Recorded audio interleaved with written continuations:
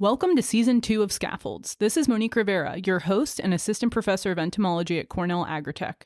Co-hosting with me is my pathology counterpart, Kerik, who's an associate professor of plant pathology.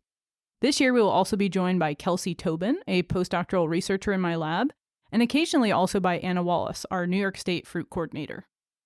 On this week's episode, I give some brief entomology updates and then speak with Dr. Emily Bick from University of Wisconsin-Madison about the insect eavesdropper, a new tech to sense insects using sounds. Kerik talks to us about planning apple scab fungicide treatments from green tip to bloom and disease forecasting for scab and fire blight for this week. And last but not least, our State of the State update from Anna Wallace with Degree Day and Phenology updates from around the state. So I wanted to give some quick updates this week before we launch into the interview with Dr. Emily Bick. So first, I wanted to mention that my colleague Greg Krawchuk from Penn State has hit biofix for OFM, and we're barreling towards tight cluster here in Western New York.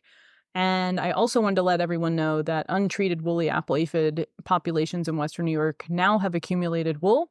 So do be on the lookout if you have not found them yet. Definitely get out there and have a look. It's not too late for an oil if it does not conflict with their treatments. So I recently came back from Spain, and it is always an honor and a privilege to get to travel and interact with other researchers. I was able to speak to some business owners in Europe about the current regulatory climate. And if this is what's on the way for the United States, the reduction in access to insecticides is dramatic. However, I do want to say that across all conversations that I've had that are similar, that in New York, we've done a really great job rotating chemistry, so please continue doing that. If they didn't have access to insecticides, the alternative was that they had resistance and the insecticides were not working, which in my opinion is worse. But as an industry, we must start thinking towards the future and how we will manage pests with very few insecticides. The good news is I think there are some potentially promising options, and I hope to research them in the coming years. But biologicals and their formulations are sensitive, and the future may include spraying in the evening or even at night in order to limit UV exposure. Just something to keep in mind about potentially coming changes. And now let's chat with Dr. Emily Bick. Okay, so today I'm here with Emily Bick. She's an assistant professor at the University of Wisconsin-Madison and a Cornell alum. Her lab focuses on digital entomology using modeling and technology. And today I'm going to talk to her about the insect eavesdropper, which we'll be testing together this summer. Hey, Emily. Hello. Thanks for inviting me on. Yeah, really excited to talk to you about the insect eavesdropper. Can you talk a little bit about what is the thought behind this device? What makes it work? Definitely. So I did my postdoc with an entomological LiDAR sensor in Denmark, and it was great. It provided so much more information than I could physically do. I think it gave a 5-day heads up compared to sampling in the field. That type of information was wonderful and useful for a whole range of both research and scientific functions, but it was kind of cost prohibitive. I think when I left working with it, it cost about $7,000 to rent for one field season. So when I started my lab at UW-Madison in August, about almost 2 years ago, I knew I wanted to make really, really cost-effective or really cheap insect sensors. So hit the books and figured out that audio sensors are one of the more cost-effective ways of going forward. So in terms of the audio sensor, what exactly are you sensing and how does it differentiate between different insects? So classically, folks are using audios as in like open air microphones to listen to insects' wing beat frequency. We're doing something a little bit different. What we're doing is we're clipping on a contact microphone, or classically it was called a piezo microphone or a guitar mic. We're literally taking this $1.50 sensor that vibrates when a substrate vibrates, clipping it onto a plant, and we're hearing as insects are directly interacting with the plant. We have evidence showing that we could hear as insects are piercing, sucking in the plant, chewing on the leaves, boring down the stalk on a couple different plant types and a couple different species of insects, as well as feeding on the root zone. That's awesome. So the ability to differentiate between the different insects is based on some computer modeling, right? Yes, yes. So we're working that part out right now. So I basically pulled the person who is head of data at the sensor company that I was working with during my postdoc. He's now working at a smart ultrasound company, and he's leading the charge. We got a grant from the Wisconsin Alumni Research Foundation to bring him in 1 day a week, and he's leading the charge at differentiating those signals. Basically, in these off-the-shelf machine learning models can be applied to sound functions. These are sound waves that we're recording, and we can then take these functions and see if we know the right answer, how well they do at separating out species, or how well they do at separating out things like chomps versus taps underground. And we've been very, very lucky that the development of audio processing has progressed pretty far without me even showing up onto the field. And my lab's probably not going to do any sort of cutting edge machine learning development. We're going to take these off the shelf algorithms and apply them to the sound waves that we're recording. So in that process, we've gotten anywhere between, at least for a lab and field measured species, between 80% accuracy and then 98% accuracy. So we're trying to standardize it, make it a little bit more repeatable, and we're in the process of doing that right now. So, what's your vision for how this will be used in the field? So I'm hoping that we can use these kind of like a network in a field. So across the US, across Europe, across the world, we have these sentinel plots that we monitor. These are either cornfields or chicken coops. And we check them out for disease, we check them out for insect damage. And instead of having someone go out and physically do that checking out, I'm hoping that these can be an autonomous way to actually monitor what's going on in the region. And then we can interpolate between those points what's going on, let's say, in a farmer specific field. So that's one option for continuous monitoring. The other option is that we actually have these running almost either off of a cell phone or almost like we would with a sweep net or a sampling device, where we've shown that at least with the insects we've tested, we clip these microphones on for 40 seconds. We're upwards of 95% likely of getting an insect if it's there.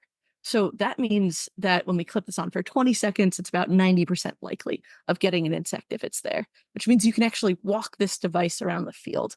And just internally, we've been calling that the rambling eavesdropper, as if you're rambling around a little bit in the field rather than just the insect eavesdropper, which is stationary. But this would allow someone like a crop consultant or a farmer, in the same way that they go out and check their field, instead of having to, let's say, strip the bark off of a tree to learn if ambrosia beetles are in the tree, or take a machete to a cornfield to learn about European corn borer, or even digging up the roots. They could just do this in situ while they're visiting those fields. What about like in traps? Is there any utility like in an actual trap? I think probably not this particular sensor. So I've seen a number of folks put in an air microphone and actually get that wing beat frequency diversity of insects flying into traps, or putting up a LiDAR sensor, a laser on top of a suction trap to try to get a signal of those insects. Maybe this could be useful for something like a window pane trap, where you actually have a window pane hanging out in the field and you see what hits the window and falls down into a jar of soap or ethanol. So maybe you could get some information about how loud that insect's hitting the window. But really, it's for that direct feeding damage, which is hard to measure otherwise. Yeah. So, how we're testing this is we're planning to test this in Apple, and we really are going to home in on the idea that maybe you could use this to detect if you have active ambrosia beetle infestations in your tree. And this has been a pest that in New York is notoriously hard to, if you have a problem, time insecticide applications, slash the insecticide applications don't really work. So, this should be potentially a way that we could actually monitor in field what is happening at the present moment. My last question for you, Emily, is like, how does this go forward into becoming accessible to everyone? Like, how far do you think you are from the market, essentially? So we think we're about 2 years away from releasing this to the general public. Right now, we're handing the sensor off to collaborators to externally test that the device is working or what it's bad at, right? We handed this off to a group at Penn State to see if we could tell if insects were feeding on mushroom compost, and we couldn't hear it at all. So knowing what the sensor is good at, what the sensor is bad at, and then actually getting that data pipeline down is really, really useful. And then once that happens, we are planning to incorporate this into a company. And then hopefully I have very little to do with this sensor once this is up and going. So my student dev is planning on spinning this sensor out into a company with some help from the Wisconsin Alumni Research Foundation and their venture fund.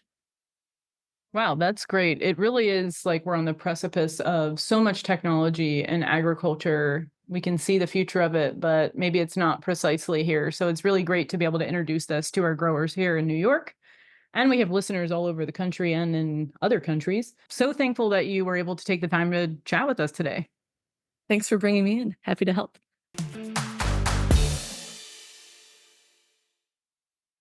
All right, welcome to another exciting edition of Scaffolds coming up on the week of April 14th. Let's see what we have for some different places today. For apple scab, starting on Long Island in the Riverhead area, it looks like you're just coming out of a massive infection period. High levels of ascospore maturity. Even if you set the date further ahead, presently NEWA is predicting 60%, but even if you set it ahead a week to the 14th, you're still looking at 40% with 15 and 11% discharges just happening over the last couple of days. I'm going to sort of reset those numbers. And looking at it for the week, we have a nice, clear, warmer week. Low levels of discharge until you get about to the 18th, again next Thursday. Well, what do you know? More rain predicted for Riverhead, Long Island. In this particular instance, I think I would go ahead being as close as you are to bloom. If you're not at pink or not deep into pink yet, 100% pink, I would go ahead and in the beginning of the week, I would apply that maybe the mancozeb and some dodine, marketed as Sillet, is allowed on Long Island. Go in right after the event, and who knows, if something slipped through, you'll pick it up with the Sillet, and you'll have a wonderful protection already in place for the rains coming at the end of the week. And I did make a warning about pink because it looks like fire blight might be happening there. Some cultivars could be flowering, according to the newer predictors. However, even if they have just opened, and they've opened, let's just say around the 11th, this last Thursday, the predictions are very low. It's all fairly safe levels of protections. We got 0 EIP for the week. We've got 0 cougar blight TRVs, maybe 8 to 10. And the cougar blight scale goes up to, really extremely high numbers, into the hundreds. The epiphytic infection potential just is still floating at 0 for the week. You don't need to worry about fire blight. You should be safe with a nice bout of cold weather. So let's creep back to apple scab and move up into the Hudson Valley. It's historically predicting about a 313 date, but let's move it up a bit, a week to 320, just so you get an accurate picture of it. You've just come off a pretty big infection. If you did a good job of protecting ahead of it, you should be pretty good. All the way again, around the 18th, it looks like it's predicting a little more discharge. Let's take a look at what type of rain event it is. It doesn't look like it's going to be as intense of a rain event, but there will be some rain in the daytime, which might allow for a little more discharge. It's predicting about 11%. Even at the adjusted green tip date of, let's just say 320, you're still looking at 43% maturity with a sort of a cautionary yellow. Get another good time to put that mancozeb on there with the Sillet material. It's allowed on Long Island. It's allowed in the Hudson Valley. Something creep through, you'll clean it up and you'll be nicely protected for the week. Seems like a win there. Let's go into Voorheesville and see how that's looking in the Capital District. All right. Since you just hit green tip, it looks like it's going to be a peaceful week. They're not predicting the rain in the Capital District that might be hitting the Hudson Valley. And even if they did, it's just so low levels of maturity and daily discharge that even though there might be some rain on the 18th coming into that with some daytime, the levels of maturity are so low that it may not be a source of concern. Even if I move the green tip back, date about back 7, and once again, looks like you come off an incredibly long wet period that could be creeping into the start of the week compared to the other areas. But it's all really low levels of ejection. So if you can, you might want the others. If it is constantly raining and you are moving in deep into green tip, you might want to come in on the dry day, which could occur somewhere between the 15th and 16th, and do the same sort of thing. It's warm enough now that I think I would go for the dodine over the AP fungicides, the Scala and the Vanguard, for any post-infection activity and to protect going forward as we come into warmer weather. And moving into Peru on the 13th, what does it look like? I suspect a lot of the state is going to look fairly similar. Like the Capital District, fairly cold, Maybe a little bit less rain over the weekend, but maybe a little more, a few wetting events, some slight rains predicted on it looks like, I guess today and tomorrow. It could be raining right now. Once again, like everyone else, if you get that gap around the 15th and 16th, that's your time to go in, clean up anything, maybe use your pink application of, so it definitely probably not in pink in the Lake Champlain area. Kick back, protect forward. You should be well on your way to making it towards the end of April. And see what we have in the Old Finger Lakes area. Creeping on down towards the Pennsylvania border at Interlaken. Gosh, it's just a really long, wet series of days. We're getting a lot of breaks in the rain, but it's just long enough for the rain to pick up again and flood. And it looks like what we're kind of seeing now, looking like it's predicting some rain. We're in it, we're having it, and maybe even into the start of the week with a break around the 16th. Like the others, you're not really having massive and ejection events, but overall, over the combined period, you're looking at about 13 to 15. A good time to have hopefully gone into the week with some pretty strong protective materials. When it does dry up again, you could, like the others, recommend going in with the Dodine and the Mancozeb, grabbing a little bit of anything that creeped through, and going forward. I suspect the recommendation is going to be fairly much the same for everyone else. They are predicting in the Interlaken and probably in the Ithaca area about a 15% ascospore ejection, which would be a perfect time to deploy one of these single sites like Dodine while you still don't have pink, because you only get 2 applications and it's before pink, but it's a very incredibly potent apple scab fungicide that we'd like to take advantage of. To Wayne County, near the lake, I know they're differ as you go in and out. Looks like everything. Looks like everyone's just going to get a blip of maybe 24 hours of dryness towards the 15th and 16th. And then it's just going to maybe get some more wet weather. So once again, same thing. Go in with a nice sticky Mancozeb and maybe a little bit of reach back with your Celit, Dodine, and hope for the best. And I suspect Niagara will be very same. It looks like we're just having a really rainy early season. Thank goodness it's so cold. Coming off of a pretty big ejection period up around the top of the lake, just a slight break, do the same thing. I'd say if you're leaving a group of infection, looks like they were just coming off of a nice 14% ascospore discharge with even a 56-degree weather. It must be warmer up there at Russell Farms, and coming into like a little bit of ejection throughout the week. Lots of rain, a little bit of cold dips, some heat dips. But then right again on the 17th or 18th, looks like it's time to go again. It may be a very rainy season, a good time to be staying vigilant with apple scab. You don't want anything from here on out. And I think that covers the forecast for today. See you next week, and we'll be starting to talk a little bit more about fire blight at more places than just Long Island. All right, have a good one.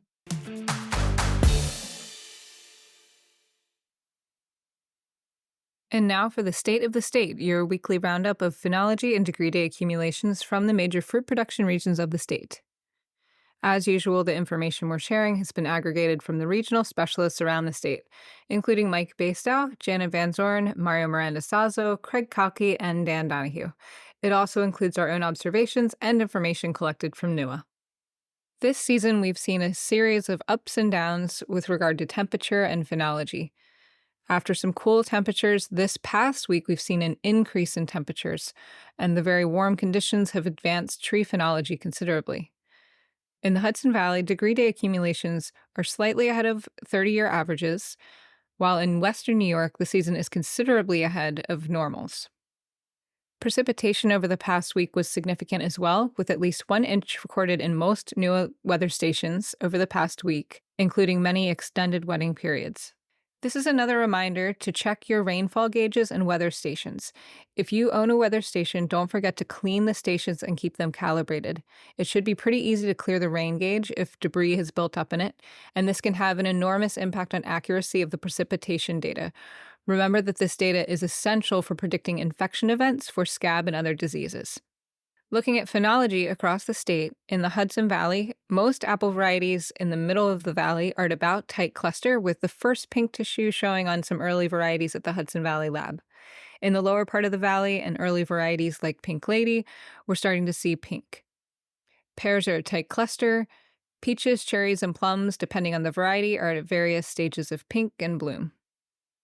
In western New York and the Lake Ontario region, most varieties are at tight cluster with some sightings of pink tissue, although this is a reminder that we wait until pink is present in 50% of the buds to actually reach this stage. In general, similar degree day accumulations in phenology are continuing to be observed in the Hudson Valley and Western New York. In the capital region around Albany, we're seeing McIntosh is about at tight cluster. And in the Champlain Valley, most varieties are still at about 1/4 inch to 1/2 inch green. And now looking towards some upcoming pest events. Both red-banded leaf roller and spotted green fruitworm are at peak flight in the Hudson Valley and Western New York.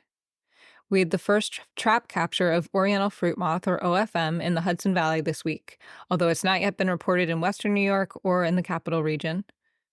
We're getting reports of scale being observed on limbs, both San Jose scale as well as other scale such as oyster shell scale, so keep your eye open for those.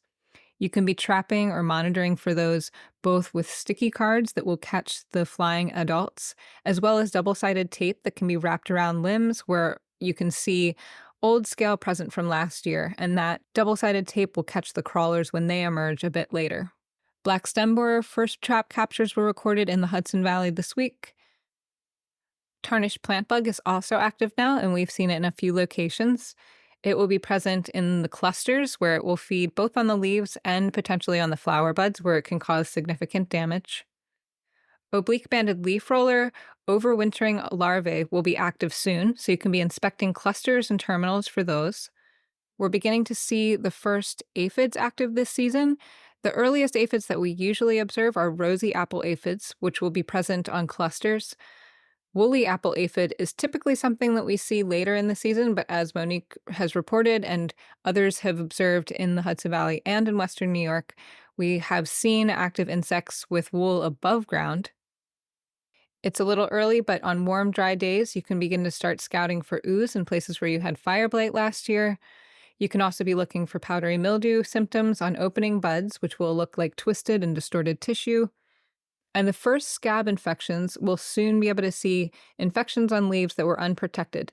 You can be looking on the underside of the leaves, typically for olive green, very light colored fuzzy lesions. And now here are the current degree days in the major fruit-producing regions of the state. Throughout the season, we'll be aligning this information with some of the previous work done by Art and Yellow and relating it to McIntosh phenology and degree days. As a point of reference, tight cluster in McIntosh typically occurs around 228 degree days or around the 27th of April. And pink usually occurs around 289 degree days or around May 3rd. That information is for Geneva and based on degree day base 43. Phenology and degree days for NEWA stations from January 1st through April 15th include Geneva is at tight cluster with 232, Highland at the Hudson Valley Lab is at tight cluster with 260. Clifton Park is at about 1/2 inch green with 176. Peru is at about 1/4 inch green with 138. Medina and Inland Site is at about tight cluster with 245. Appleton North is a lake site, which is at approximately tight cluster and 193.